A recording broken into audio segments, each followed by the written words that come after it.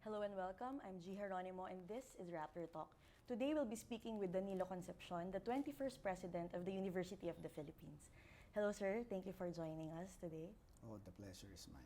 You've been UP President now for over a month. What's Yes. keeping you busy these days, sir? Getting to know UP as a system.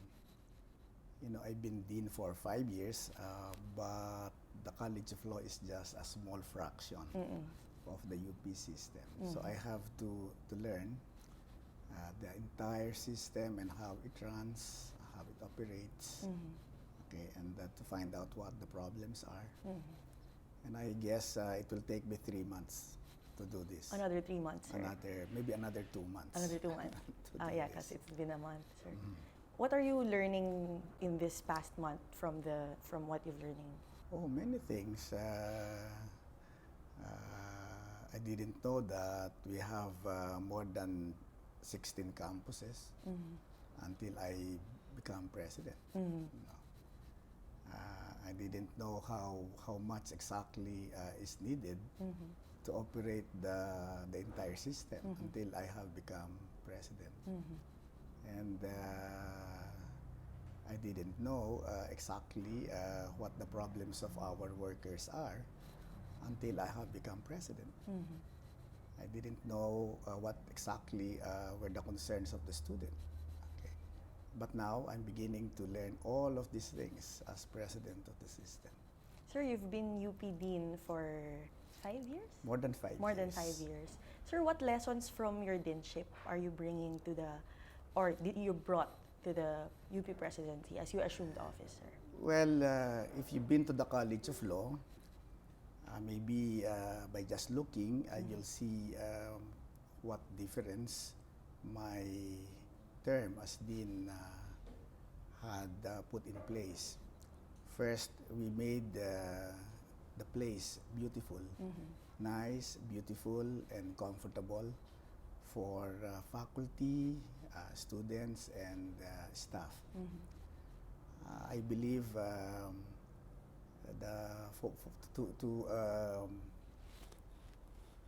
to make a place a better learning center, we have to make it comfortable. We have to make it pleasing to the eyes, and we have to make them feel the character of the place, so that every day they feel history, more than 100 years of history of the institution. I guess it will inspire them to learn more, to learn fast and quick, and to be productive. But that's a big work. There's a lot of work to do when it comes to that kasi sabi nyo nga, you have 16 campuses. 16 campuses, and the College of Law is the smallest. Yes. Well, that's the first. We have to improve our physical plant. We have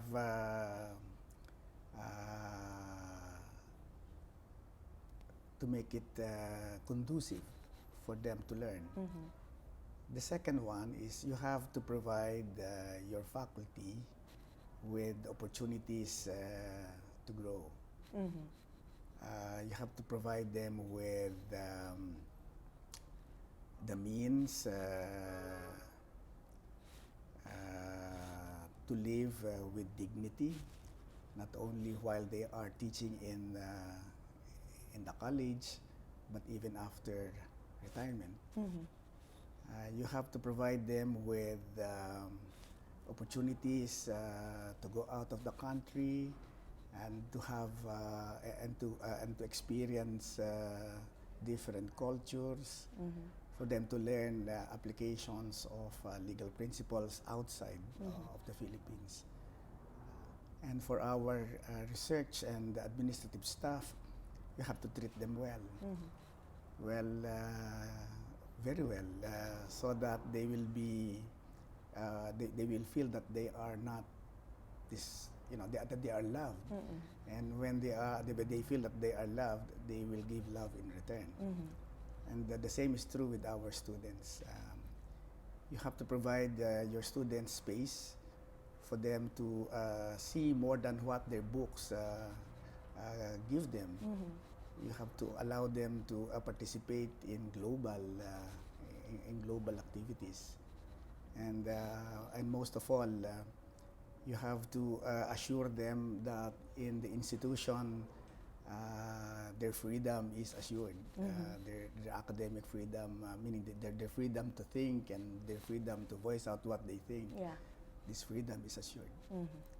And I think those experience I have had in the college will help me perform my duties as the 21st president of the UP. So when you were starting with the College of Law, what's your leadership style, sir? And how will that reflect now that you're with the UP system? Well, I can sum up my leadership style in one word, maybe consultative. To me, you govern to accomplish many things, and if the things you seek to accomplish are not acceptable to the entities or to your constituents, then what for? So in my opinion, I have to consult so that everything that we do is beneficial, not only to the system, but all the stakeholders of the system. And is that how you also chose the people that you placed? I also guess so. In fact, many of the people I have appointed to my cabinet were not known to me. Oh. Were not known to me. Were they names that were given to you? Yes, after consultation. After consultation. After consultation, those names cropped up, and so I looked at them, their CV, I looked at their work experience, and after a long search, I found I had a list. Okay, and many of those on the list were not known to me before I became president.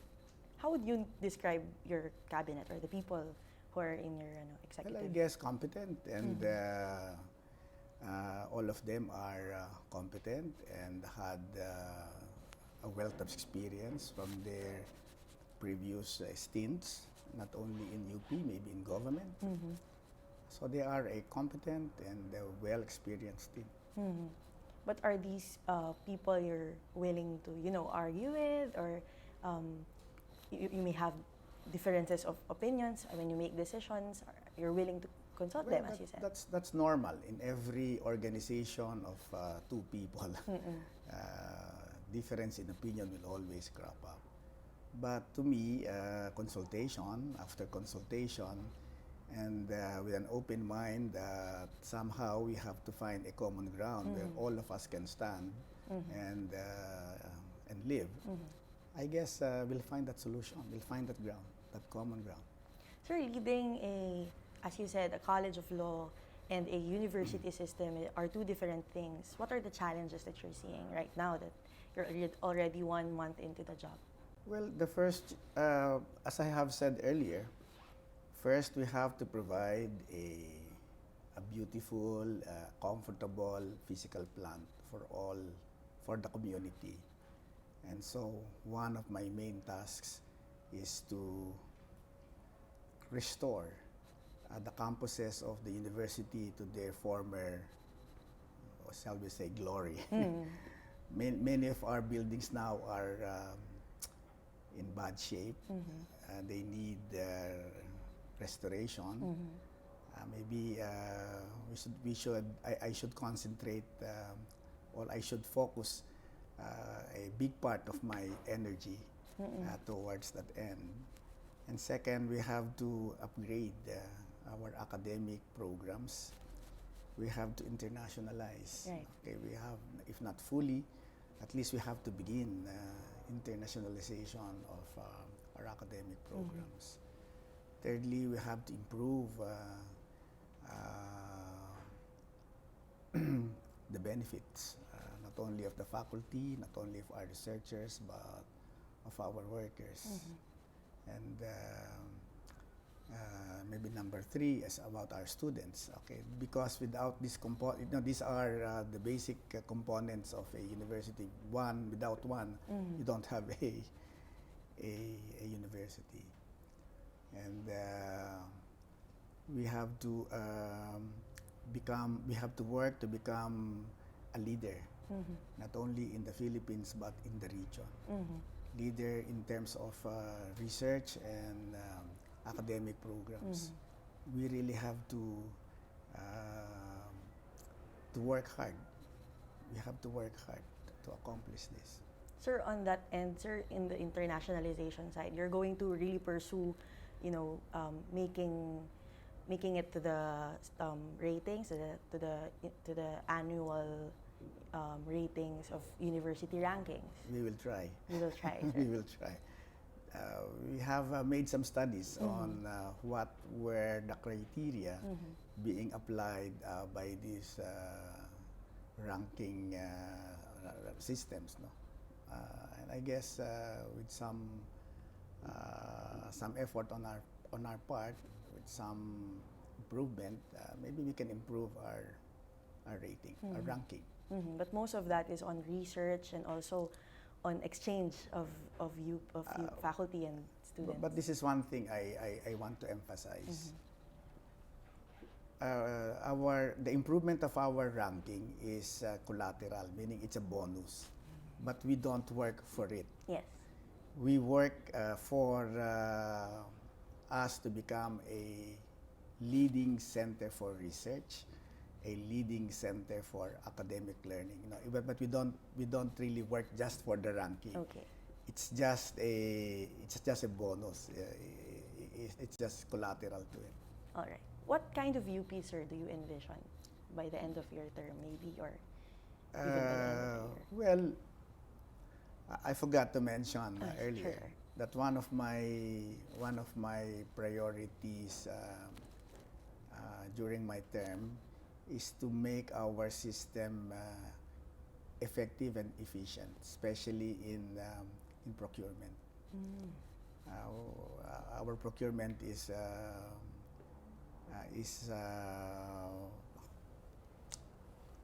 I don't want to say bad, but it needs improvement, a lot of improvement. And so before I leave my office in 6 years, after 6 years, I want the system to be improved. I want that the entire system, operating system of the UP to be improved, to become efficient. I want to restore the beauty of all the campuses. I want to restore dignity not only to our faculty, incumbent faculty, but also to our retired faculty. And we will provide our students the best available faculty, the best available laboratory. Of course, this is a wish list, but I hope we'll accomplish all of them during the 6-year term. So you will be pursuing also, increasing budget every year? Well, if that is necessary, but I am a management person, and I always believe that we have to manage our resources very well, because it is in preventing wastage and in maximizing or optimizing utilization of every resource that a manager enjoys accomplishment, the feeling of accomplishment. If you do things but behind it is much wastage, then the manager is not successful. Sir, so what kind of UP president do you want to be remembered? Oh, that's a well, I want to be remembered perhaps as a president who spearheaded the great restoration of the UP. Sir, let me now go to the key issues of the university. I'm sure many students already heard this during, of course, the election time, but I want to know, sir, what's your stance, sir, on free education, especially now that it's a hot topic also in Congress? Well, there's nothing wrong with free education.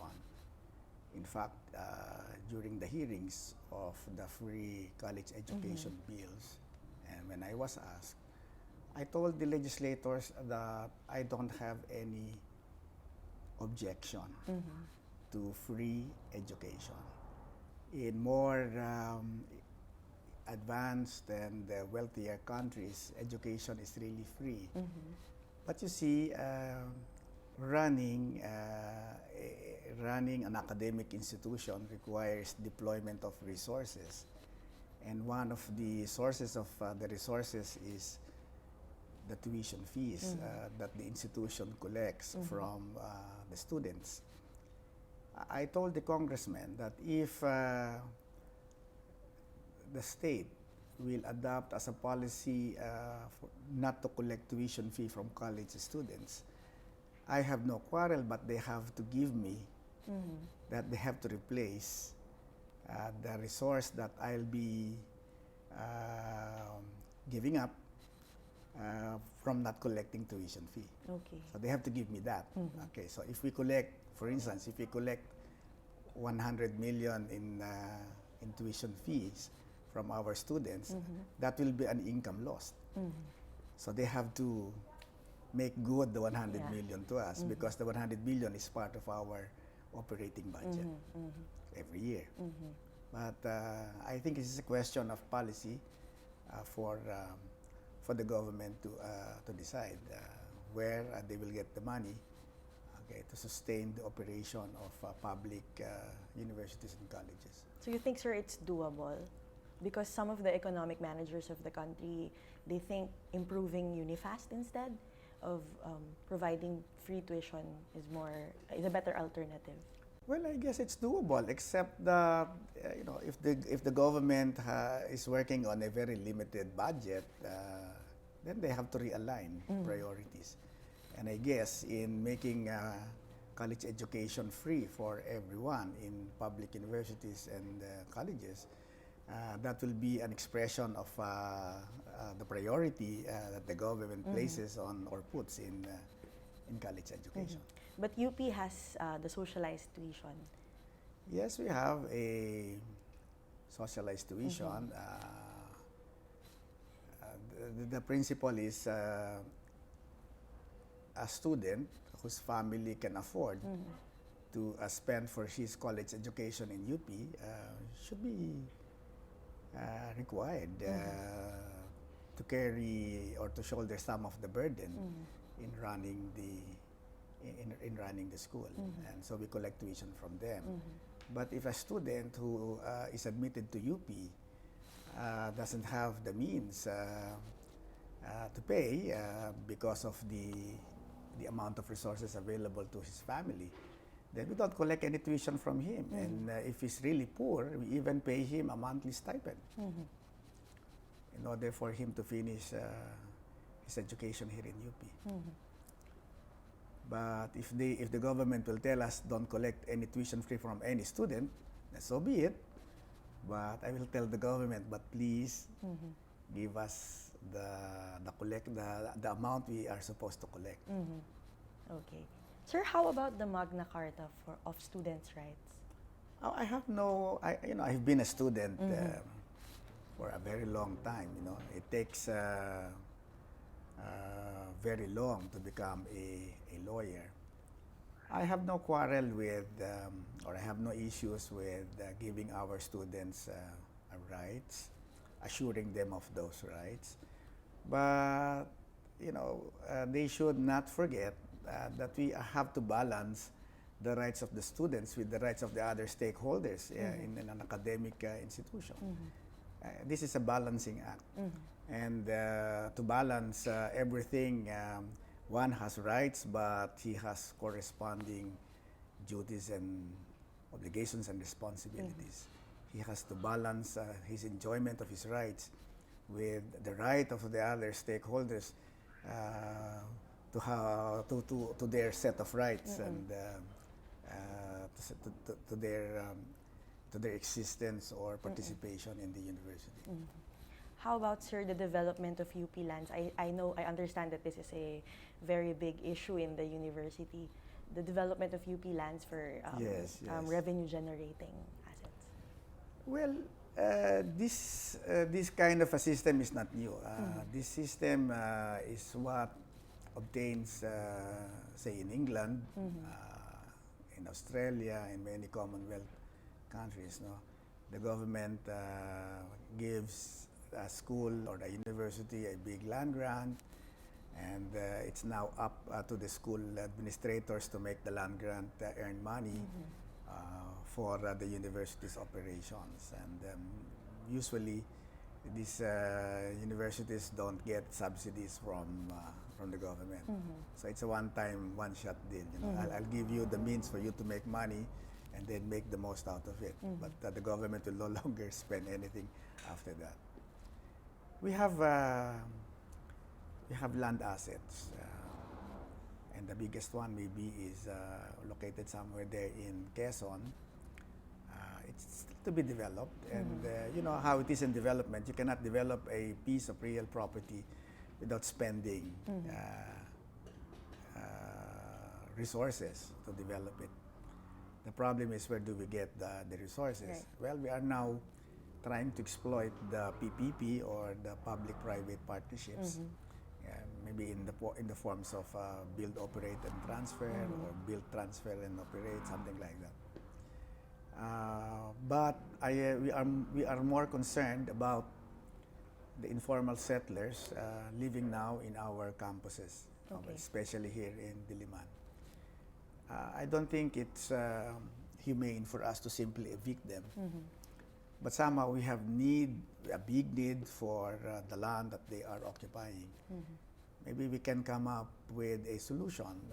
We will give up a certain area, a certain size, a certain measure of our landed assets, where we can allow, say, developers to build medium-rise housing facilities for all the informal settlers to transfer.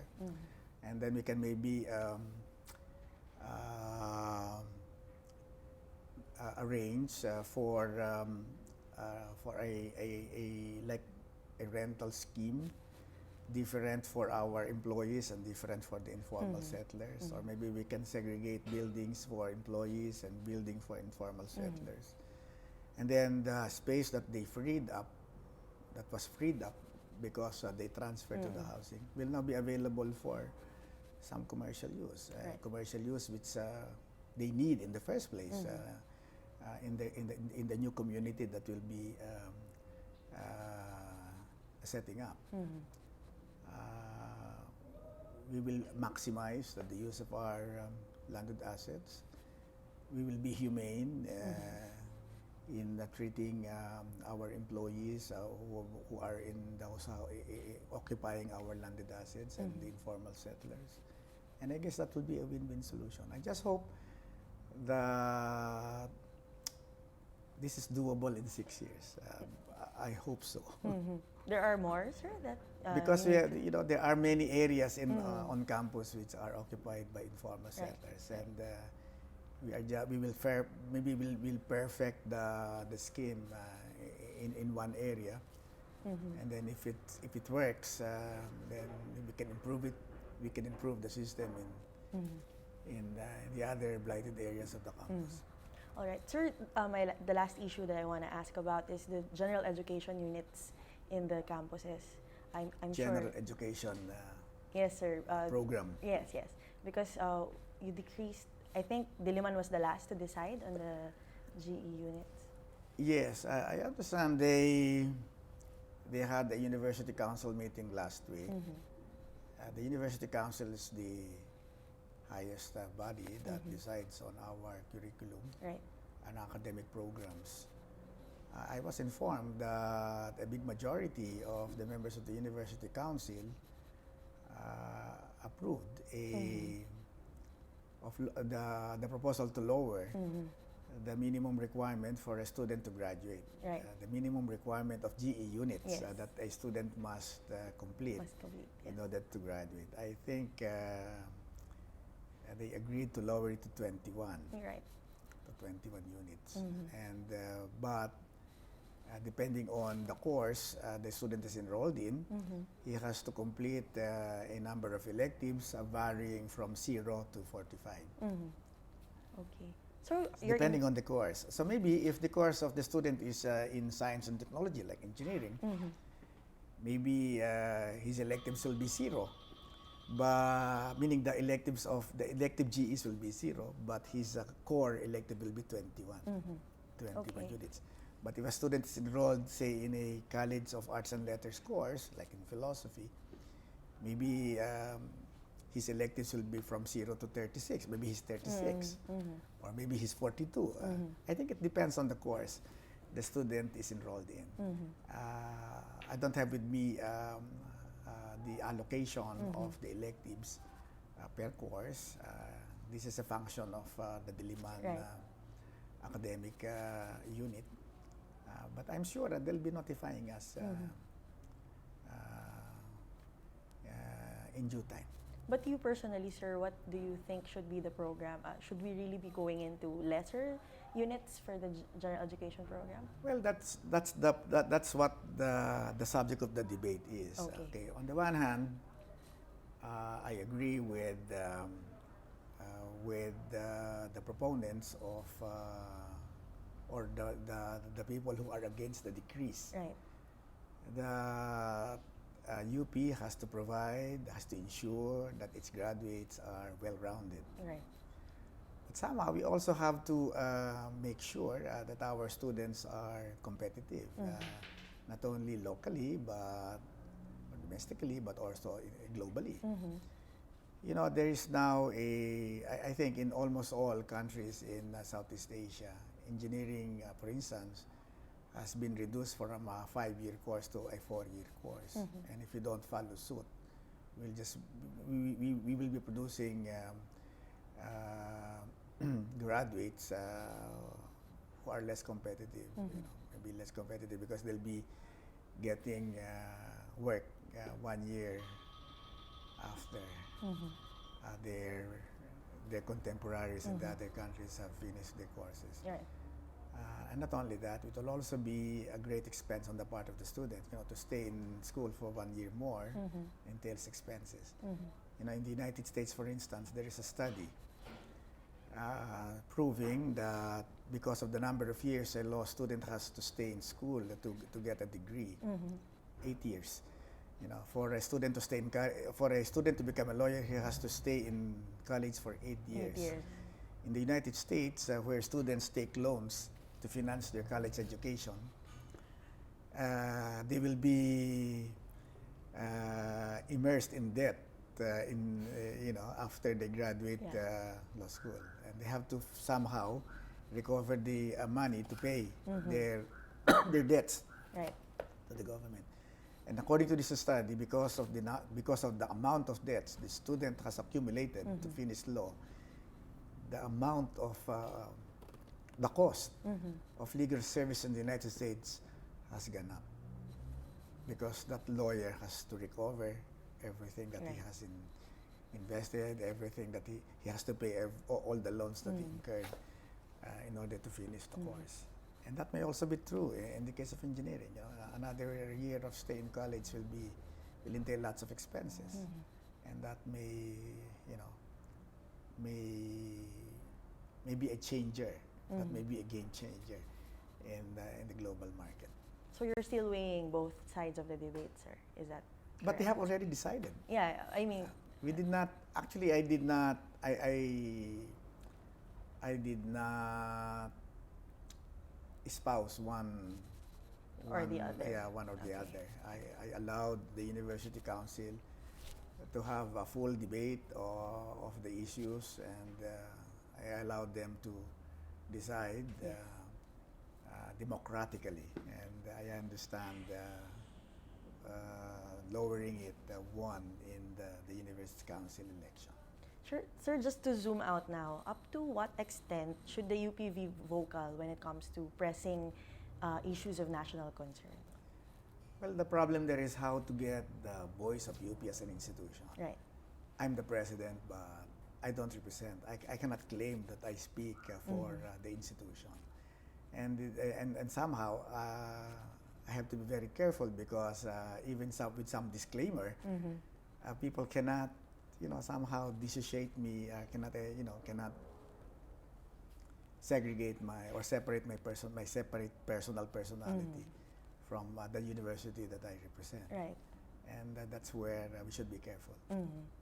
Okay, and then maybe my last question is, what is UP's role in the time of the Duterte administration? Well, same as in the time of all the presidents of the university, the presidents of the republic. UP as an academic and research institution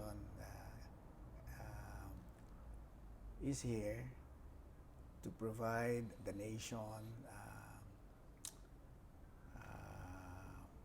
support in terms of research output and in terms of producing people who will assume leadership roles in the government.